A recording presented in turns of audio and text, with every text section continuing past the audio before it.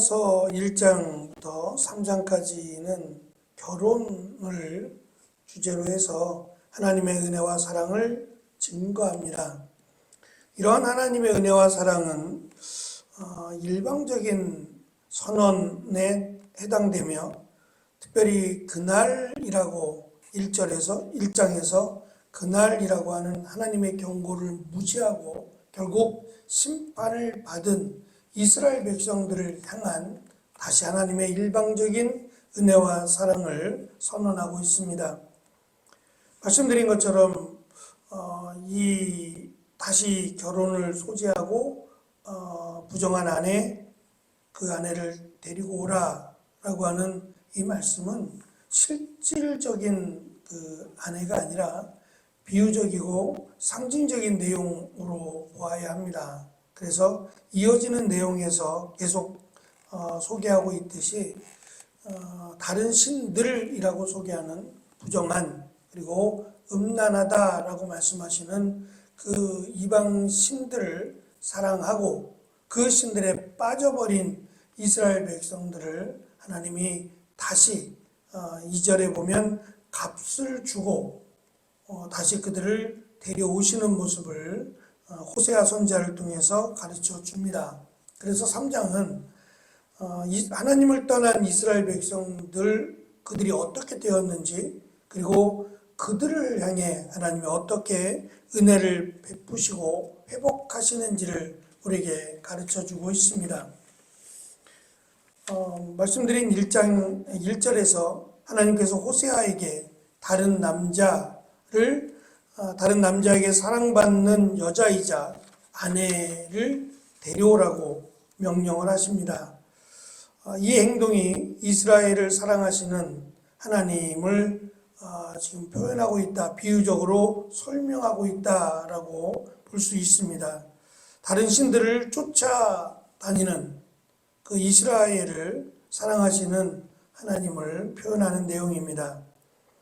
이스라엘이 다른 신들에 빠져버린 다른 우상을 섬기게 된 중요한 이유를 우리에게 가르쳐 주는데 우리 성경에서는 건포도 빵이라고 소개하는데요. 건포도 과자가 더 어울리는 말일 겁니다. 빵보다는. 이 건포도가 들어간 이 과자는 사무엘 하에서도 또 아가서에서도 등장하는데 고대 사회에서는 매우 맛이 있고 귀한 음식이었다고 합니다. 이 포도를 말려서 그것을 빵에다가 같이 섞어서 만든 과자인데 이것이 이제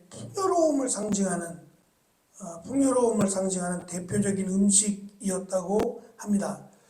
이스라엘이 왜 망하고 이스라엘이 왜 그 우상에게 빠졌느냐, 그 이유가 바로 이 풍요로움 때문이라는 겁니다. 잘 살기 위해서, 풍요로움을 누리기 위해서 그 풍요로움을 쫓다 보니까 결국은 우상을 택하게 됐다라는 겁니다. 하나님께서 풍요로움을 주시지 않느냐? 그건 아닙니다.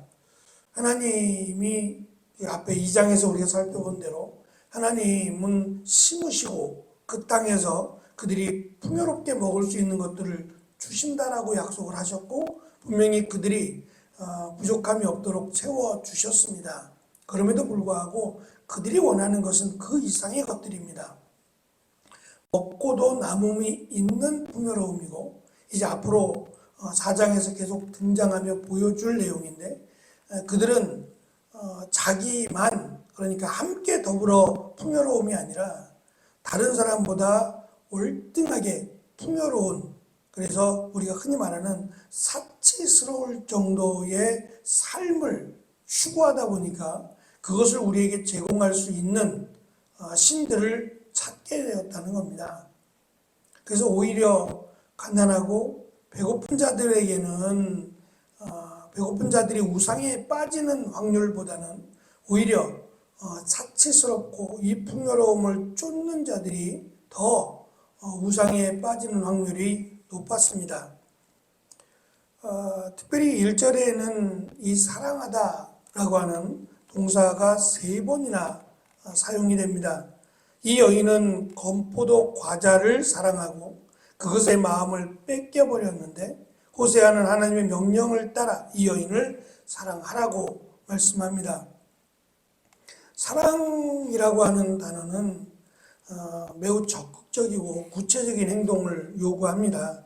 감정에서 끝나는 것이 아니라 그것을 적극적으로 표현하도록, 그래서 부정한 여인까지도 사랑하는, 그리고 나의 것을 소비하면서까지 그 여인을 사랑하는 적극적인 행동과 또 모습을 요구하고 있습니다.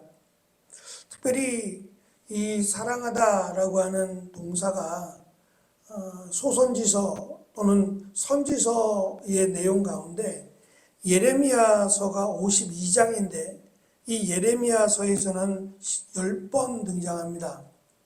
이사야서는 66장인데 9회가 등장을 하는데 반해서 호세아서는 14장입니다. 월등히 짧은데 호세아서가 가장 많이 15회나 사용이 됩니다. 다시 말하면 예레미야서나 이사야서보다 더 호세아서가 강하게 하나님의 사랑을 증거하고 있다라고 설명할 수 있을 겁니다. 누구를 사랑하며 어떻게 하는 것이 사랑인지를 호세아서는 매우 중요하게 강조하고 있다라는 것입니다. 이스라엘은 아무 쓸모없는 것, 그리고 이 과도한 사치스러운 이 풍요로움을 사랑했습니다. 성경은 이것에 대해서 화려한 꽃을 비유하고 있습니다. 아름답고 화려하게 정말 인간이 만들 수 없는 그 아름다움으로 장식된 꽃도 해가 지면 진다는 거죠. 때가 지나면 사라지고 언제 그랬냐 싶게 정말 볼품없이 변하고 만다라는 겁니다. 그런데 하물며 하나님께서 기쁘다 하신 사람이야 왜 하나님이 먹이시고 입히시지 않겠느냐라고 예수님께서 말씀하셨습니다. 다시 말하면 인간의 사치스러울 정도의 풍요로움은 하나님이 원하시지 않는다는 거죠. 오히려 그것은 하나님이 원하시는 그 선을 넘어버린, 그래서 하나님을 버리게 된 이유가 되기 때문에 그것은 오히려 죄라고 하는 것을 성경은 우리에게 가르쳐 줍니다. 과도한 사치스러움은 오히려 하나님께서 원하시는 그런 뜻이 아니다라는 것을 분명히 가르쳐 줍니다. 그래서 결국 호세아서가 우리에게 가르쳐 주는 또는 이스라엘 백성들에게 강조하는 내용은 하나님을 버리고 떠난 이스라엘을 향해 계속해서 하나님께 돌아오라고 강조합니다. 14장 1절을 보면 이스라엘아 내 하나님 여호와께 돌아오너라 내가 내 죄악 때문에 쓰러졌구나 라고 이스라엘의 멸망이, 이스라엘이 비참하게 포로로 끌려가는 그 모습이 이스라엘의 죄악 때문이지 하나님께서 단순히 그들을 버렸기 때문이 아님을 분명히 강조합니다. 11장 1절에서도 보면 이스라엘이 어린아이였을 때에 내가 그를 내 아들처럼 사랑하여 애굽에서 이집트에서 불러냈다라고 강조합니다. 그리고 마지막 14장 4절에서 보면 나를 떠난 그들을 용서해 주겠다. 그들을 한껏 사랑해 주겠다.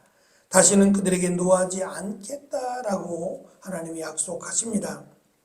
하나님께로 돌아오면 하나님께서 그들을 용서하고 사랑해 주실 것을 호세아서는 계속해서 선포하고 있다라는 것입니다.